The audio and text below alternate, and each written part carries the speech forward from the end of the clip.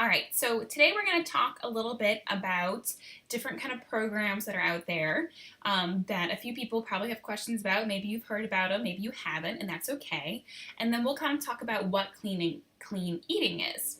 Okay, so one of the big ones that's out there right now that's like relatively new is going to be called the Whole30.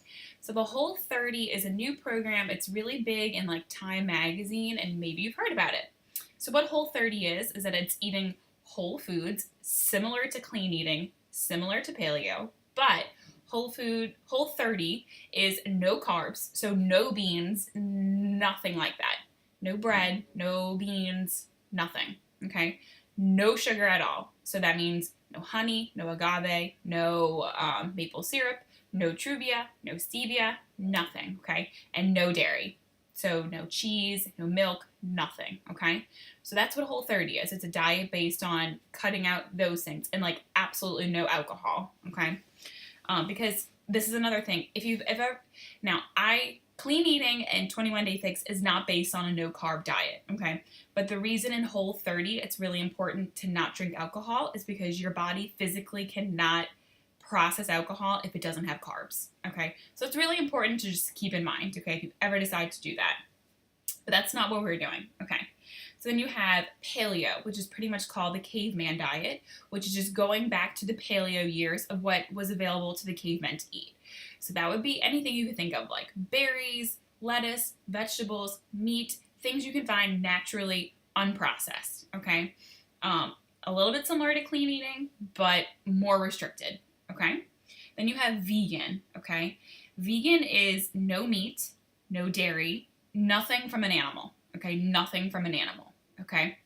Then you have vegetarian. Now there's different levels of vegetarian, okay? Now you have some vegetarians that just don't eat meat, but then you have vegetarians that don't eat meat or seafood. So there are lots of different levels, okay?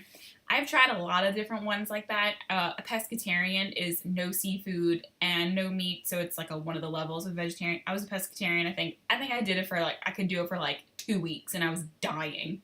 I tried to do it for Lent one year, and I was just dying, so I couldn't do it. I had headaches constantly.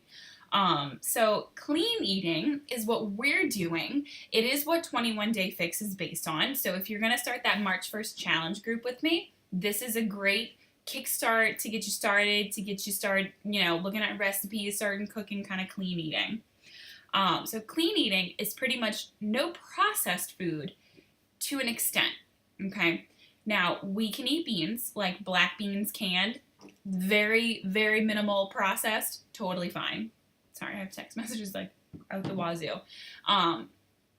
Ezekiel bread is a great thing.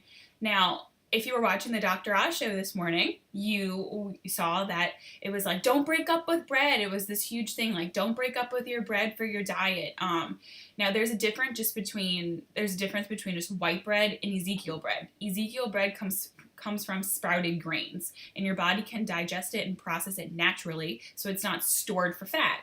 So if you have white bread in your house, get rid of it. You don't want it. It's going to be stored as fat in your body, so you don't need that.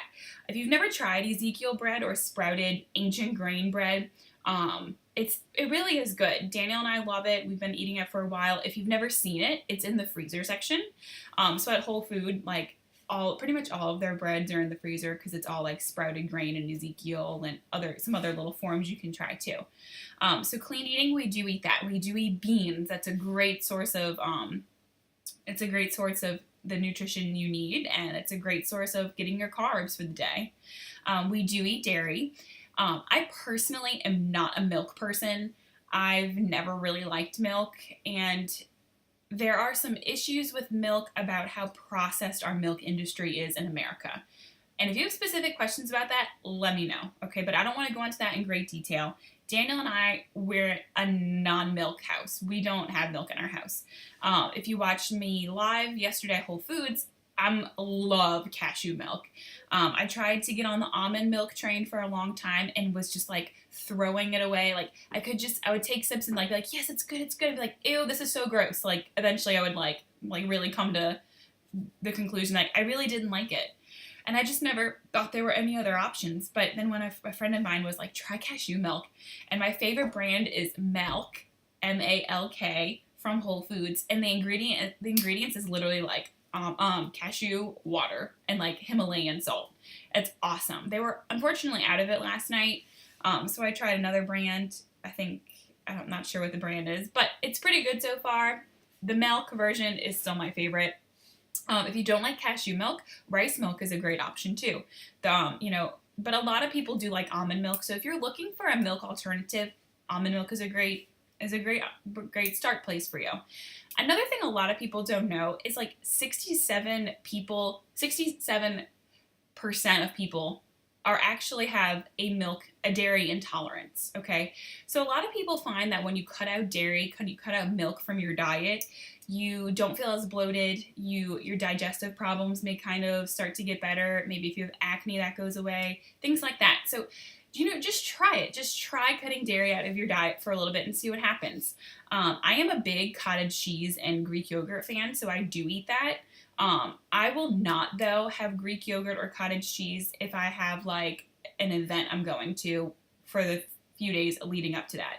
Like, this weekend I had a Mardi Gras ball I was going to, and I had a dress I needed to fit in. So I stayed away from Greek yogurt and cottage cheese for, 4 days because I didn't want to be bloated. And you really do feel a difference. But Greek yogurt for me is it's one of my favorite things, so I just kind of watch it. If you eat too much of it, you can feel really bloated. And cottage cheese is really delicious too. If you've never tried cottage cheese, I would try it. They make like whipped cottage cheese now, and it's lower in calories and it has higher protein than Greek yogurt. It's awesome.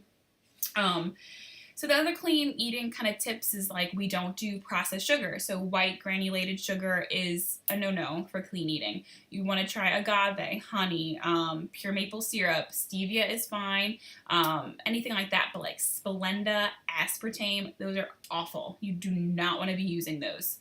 Aside from tons of horrible side effects from those kind of sweeteners, they mess up your diet too, okay? So side effects putting aside, you eating aspartame is only going to want you to eat more sweets, okay? It's like a negative side effect. Your cravings will never go away, okay? I was a big person for a long time. I was like, I just don't care. I just don't believe it. And I just used like sugar-free coffee creamer for the longest time. And then one day I was like pouring my coffee creamer and I was just disgusted by it. Like came out in like clumpy lumps and it would just gross me out. And I did tons of research about it. And ever since then, I am just a little bit of creamer and 2 stevias, or I put honey in it, or anything like that. But these are all just small things. You don't go from 0 to 60 overnight, guys. Okay, this is you just start about this week. You're gonna cut out X from your diet. Next week you're gonna cut out this from your diet. Things like that. Okay. Other things in clean eating, fruits and veggies are awesome. We eat fruit, love it. Fruit in moderation, though. You don't want to be eating fruit all day long. Just like carbs, you don't want to be eating carbs all day long. You want to be eating the appropriate amount. And protein. And you can get protein from protein powders. Shakeology is my favorite. Shakeology is also like a dose of your daily nutrients that you need. So I double it with that. Yogurt is great. Cottage cheese, any type of lean meat, chicken, anything like that. You can get protein from a lot of stuff. Things like that. So if you have any other questions about clean eating, let me know. So you can do some clean eating with some processed food. If you're looking for like a good protein bar, like RX bars are awesome. I love those. That's a clean eating protein bar. You can have those, are wonderful. But clean eating is not just eating stuff that seems healthy, because Diet Coke seems healthy and it's not. It has awful side effects down the road and has tons of aspartame in it. So have you ever realized if you have a Diet Coke and like later on the day you're like, oh man, I really want like pizza or cookies or something, it's because that aspartame is just like a never-ending cycle, okay? But I don't want to get into that too much. If you have specific questions about artificial sweeteners and stuff like that, ask me. Artificial sweeteners is one of the big things I've done so much research on.